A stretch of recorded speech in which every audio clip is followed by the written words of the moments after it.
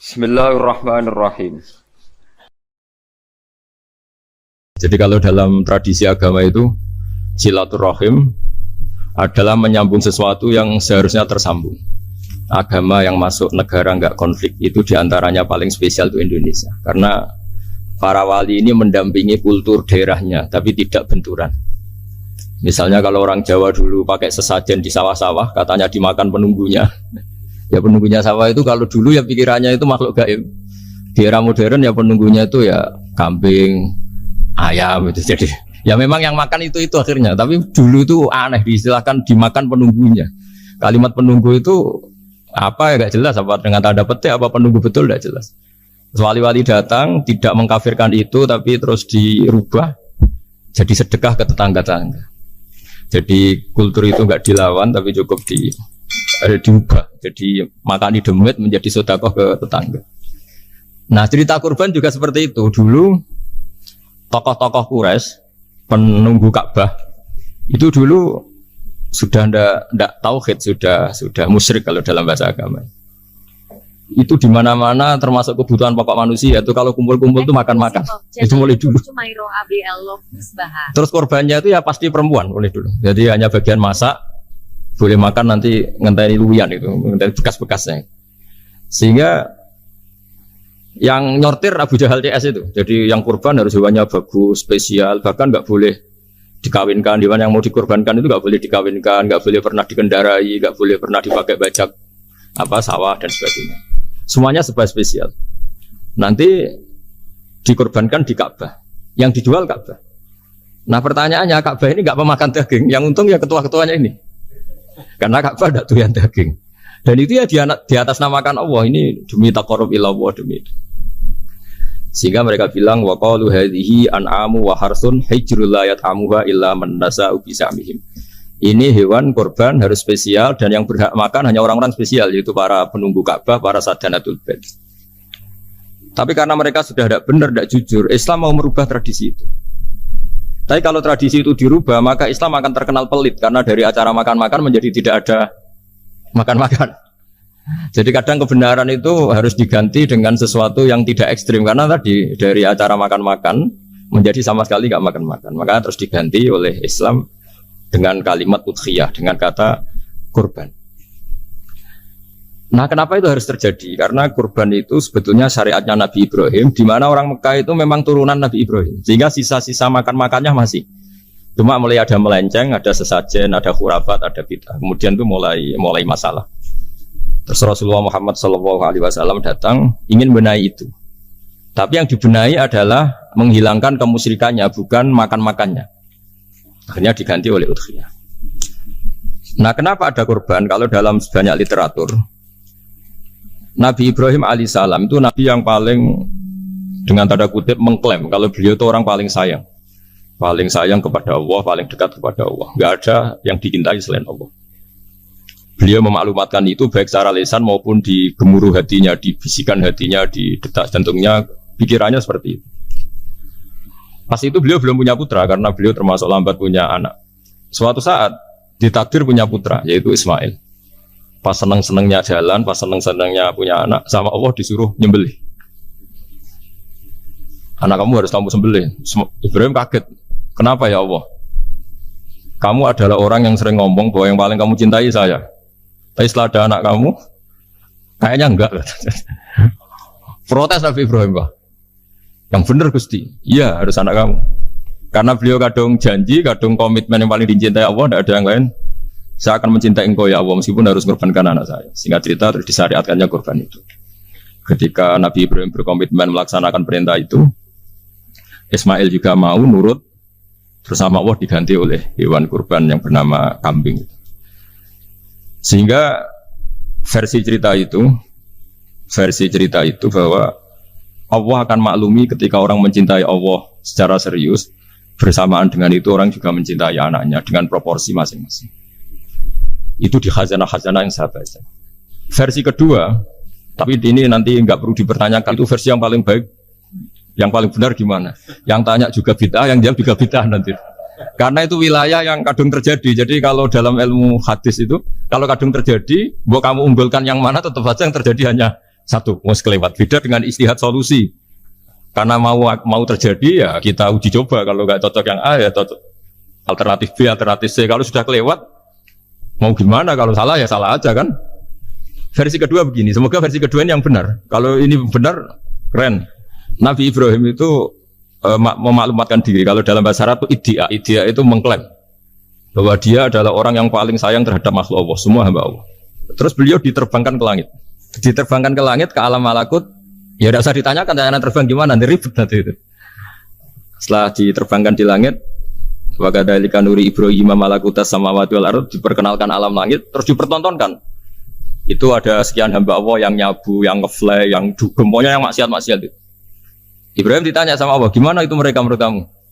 Damirhum, habisi saja Allah. Mereka makan rezekimu, hidup di bumimu, tapi mereka tidak mengindahkan engkau. Matikan saja. Sama Allah diturutin. Jalan-jalan lagi sampai 3 kali peristiwa tempat-tempat maksiat itu dihabisin sama Nabi Ibrahim. Beliau minta sama Allah supaya itu dihabisin. Singkat cerita, terus beliau diturunkan sama Allah. Saat diturunkan, ya Allah tidak jawab, tidak apa. Allah itu punya sunnah, punya tradisi. Dengan nabinya itu tidak jawab. Suatu saat Nabi Ibrahim disuruh bunuh anaknya, disuruh nyembelih. Protes kan? Buat samrotu fuadi, ini kekasih saya, putra saya, kenapa engkau nyuruh membunuh? Terus kata Allah, kamu tidak ingat, di malam kamu saya mi'rajkan, melihat hamba-hambaku, dan itu yang bikin aku, dan saya cinta sama mereka yang bikin saya, kamu enak saja minta dibunuh. Segerian gantian saya yang minta, kamu tidak nurutin gitu. Kamu pas minta saya tidak tak pikir, langsung tak turutin. Kenapa saya yang sekarang minta kamu pikir? Tapi huwa samratu fuadi, itu buah hati saya. Dan memangnya makhluk-makhluk itu makhluk siapa? Saya yang bikin, kamu enak saja nyuruh bunuh. Nah semenjak itu jadi kearifan kita. Makanya ada guyonan di dunia kia itu, ada anak perempuan, kan nggak lazim ya, perempuan pakai GL Pro kalau dulu, mungkin sekarang pakai Ninja, pakai celana jin. Siapa ya? Wong luput suwo. Siapa itu perempuan kok gitu? Ini ponakane jenengan Mbah. Astagfirullah, muga-muga pangeran nyepuro. Jadi langsung rubah dari maksudkan menjadi ndak karena keluarga. Nah, jangan-jangan kebencian kita pada maksiat itu oke, kita wajib benci maksiat, tapi tetap ada catatannya. Plus yang maksiat itu tidak orang yang terkait dengan kita. Coba kalau yang maksiat itu orang yang terkait dengan kita, itu anak kita, ponakan kita, mungkin istri kita, paling mintanya ya Allah ampuni. Sama-sama maksiat, yang satu minta dihabisin, yang satu kita minta diampuni. Fair gak kita sebagai manusia? Tidak fair. Tidak fair. Makanya kalau ada guyonan, ada supir salah dimarahin, pasti supir ini belum pegang rahasia. Tapi kalau sudah pegang kartu, si majikannya punya apalah gitu, simpanan gitu, wah ini pegang. Berani, marah gak? Jadi itu guyonan kiai. Makanya jadi manusia itu gak pernah adil sebenarnya. Makanya Allah pernah mensifati manusia itu bakanal insanu zaluman jahula. Manusia itu sangat zalim dan sangat bodoh. Kalau misalnya jenengan tanya, orang soleh pun itu gimana? Orang soleh asal manusia tidak nabi, itu ya mesti ada zalimnya. Makanya kalau dalam kitab Hikam diterangkan, kitab Hikam itu kitab yang olah manusia. Itu menyebut begini, manusia itu siapa? Dijawab, manusia itu mangkanat mahasinuhu masawiyah. Orang yang ketika baik saja salah, apalagi ketika salah. Kita misalnya punya toko laris ya, doanya mustajab laris, pembelinya banyak, kualitasnya bagus. Pasti ada toko sekeliling yang megap-megap karena orang sekarang ke kamu kan. Sehingga orang supaya terus merasa salah. Robbana dzalamna anfusana. Meskipun kita sedang benar pun, saya termasuk kiai yang kalau ngelepas haji, mungkin yang haji itu mangkel. Karena saya tidak pernah muji-muji haji, meskipun saya melepas orang haji. Umumnya kiai kalau ada orang haji kan dilepas haji mabrur, tidak ada lain balasan kecuali surga. Saya itu karena pernah kecil, pernah dengerin masyarakat. Itu ngenes ketika si kiai pidato tadi ternyata ngenes. Ngenesnya seakan-akan surga itu hanya milik yang haji. Mana koyo kula sepudi Gus wong kula ora kelar kaji. Semenjak itu setelah saya jadi kiai ya dendam juga. Akhirnya setelah saya jadi kiai kalau ngaji orang yang haji mabrur balasannya surga, orang yang fakir sabar juga surga, orang yang sering dimarahin istri juga surga. Kata pokoknya surga terus. Sampai yang mau haji itu, Gus, gimana kok bahas kita kok sama dengan mereka? Ya karena saya ada ulama pesanan kata gitu. Jadi artinya gini, ketika Anda muji ibadah haji, jangan kira yang ngenes tidak banyak, yang ngeluh juga banyak, karena mereka ada takdir gak mampu haji. Itu hebatnya Islam. Islam juga datang dengan solusi-solusi. Misalnya Jumatan itu hajinya orang miskin, orang yang ingat Allah mulai subuh sampai matahari terbit juga sama dengan umroh. Jadi karena tidak semua orang itu mampu haji. Jadi itu Islam. Nabi Ibrahim diperingatkan Allah bahwa tidak seperti itu cara mengelola hambaku. Nah, Islam ini kata Allah, anit tabi' millata Ibrahim Hanifa. Referensinya Islam, mentornya Islam itu Nabi Ibrahim. Sehingga kita alhamdulillah punya sejarah wali songo, saya punya orang tua Kiai Nur Salim itu sayang sekali sama umat, Mbah Mun juga gitu. Karena memang agama ini itu kalau masalah kebenaran itu serius, tapi di balik kebenaran ini yang perlu dicatat oleh semua yang mencintai agama ini, bahwa Allah itu tidak butuh taat kita. Dan Allah tidak akan gagal sebagai Tuhan karena maksiat kita. La tanfa'uhu ta'atuhum wa la tadurruhu maksiatuhum. Allah tidak akan ngefek ketika semua orang taat ya gak ngefek, semua orang maksiat juga gak ngefek. Karena Allah ini zat yang punya eksistensi sejati, sehingga hubungan kita dengan Allah itu gak ngefek ke Allah, tapi ke kita sendiri. Sehingga mereka lebih rileks karena gak merasa harus mati-matian bela Allah. Allah tetap Al-Qayyum, zat yang bisa berdiri sendiri. Sehingga di kitab-kitab itu ada bab namanya Mizahun Nabi, guyonan-guyonan Nabi. Itu ada babnya sampai di kitab Ihya masyhur itu. Suatu saat ada orang sepuh sowan ke Nabi karena sudah sepuh. Beliau pamit, kira-kira jam segini pamit, ya Rasulullah saya mau pulang karena nanti kemalaman. Karena beliau jalan kaki yang orang sepuh. Kata Nabi, ya tenang saja di sini, nanti pulang kamu udah jalan kaki. La ahmilan naki alab dinnakoh, nanti kamu tak naikkan anaknya unta. Pikirannya orang sepuh tadi namanya anak unta itu ya kecil. Wa ma fa'altu bimninako, apa yang bisa saya lakukan dengan anak unta? Sudah, tenang saja. Lah beliau ngaji lama, ya dikasih unta tua itu. Silakan kamu bawa unta saya ini. Ini kan unta tua, ada anak unta. Ya meskipun tua ya anaknya unta. Jadi agama itu rileks. Nabi Ibrahim itu pernah minta supaya nyawanya itu diperpanjang karena beliau ya, umumnya orang itu kan ingin nyawa panjang, ingin umurnya panjang. Allah tidak jawab gak apa. Suatu saat ada tamu, orangnya itu sepuh sekali. Nabi Ibrahim karena orang yang sangat menghormati tamu dikasih kurma, apa itu? Anggur. Itu setiap dimakan dikunyah meler lagi keluar. Karena sudah sepuh, nggak ada giginya, dikunyah keluar lagi. Itu jawabnya Nabi Ibrahim, ya Allah, masuk lagi ke kamar, sholat lagi, mengcancel doa panjang umur. Katanya Ibrahim, oh jenengan jawab toh. Artinya kalau ingin tua sekali ya nasib kamu kayak itu gitu. Jadi karena beliau tahu itu jawaban terus masuk kamar, oh jawab terus jenengan terus membatalkan doanya.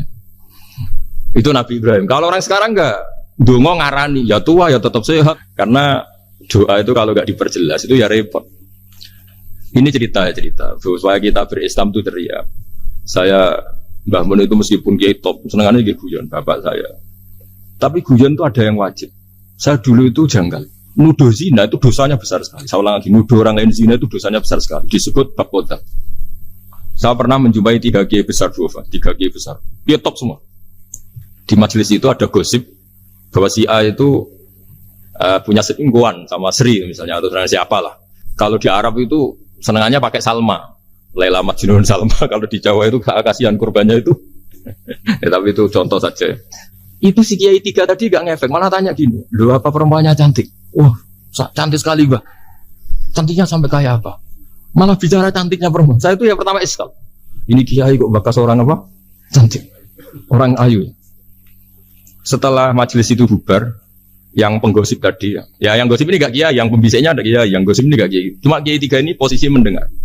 Tapi malah tanya cantiknya. Singkat cerita setelah orang itu pulang bilang gini, itu kalau saya bilang iya dengan gosip itu, saya ikut qadzaf, saya ikut menuduh orang lain zina. Itu dosa besar. Selain itu saya kiai, kalau saya bilang iya dianggap membenarkan. Maka untuk mengalihkan nggak bicara nuduh, jadi guyon tadi. Jadi guyonnya itu, karena kalau kita tadi bilang iya, artinya mengiyakan.